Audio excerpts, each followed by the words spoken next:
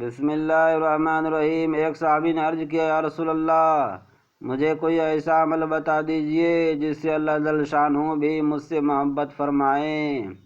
اور آدمی بھی مجھ سے محبت کرنے لگے۔ دیکھیے صحابی کین سوال کر رہے ہیں،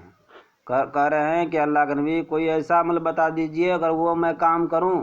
تو اللہ بھی مجھ سے محبت کرے اور آدمی بھی مجھ سے محبت کرنے لگے۔ تو حضور صلی اللہ علیہ وسلم نے فرمایا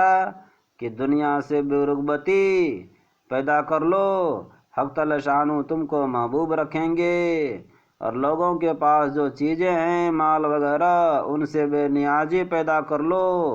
وہ بھی تم سے محبت کرنے لگیں گے۔ دیکھیے کہہ رہے ہیں کہ دنیا سے بے رغبتی پیدا کر لو اور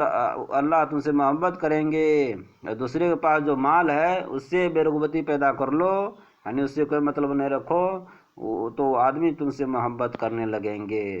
دنیا سے بے رغبتی پر حق تعالی شانہ کی محبت،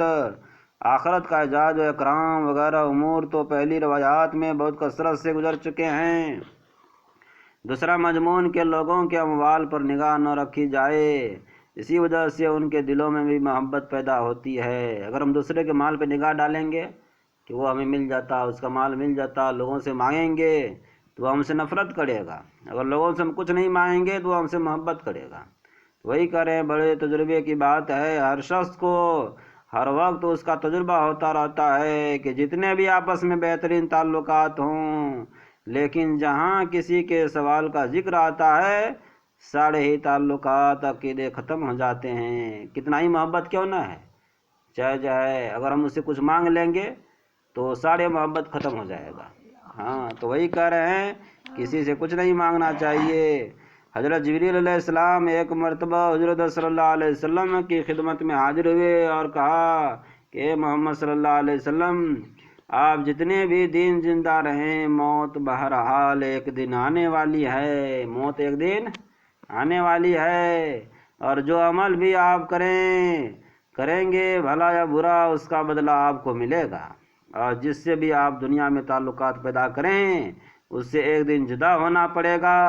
اس کی موت سے ہو یا اپنی موت سے ہو۔ یہ بات جہان نشین کر لیں کہ آدمی کا شرف بزرگی تہجد کی نماز میں ہے، تہجد نماز دیکھیے، اللہ اکبر، اور آدمی کی عزت لوگوں سے استغنا، یعنی لوگوں سے کوئی مطلب نہیں، کوئی پرواہ نہیں، لوگوں سے ہم کچھ نہیں مانگیں گے تو اس میں ہمارا عزت رہے گا،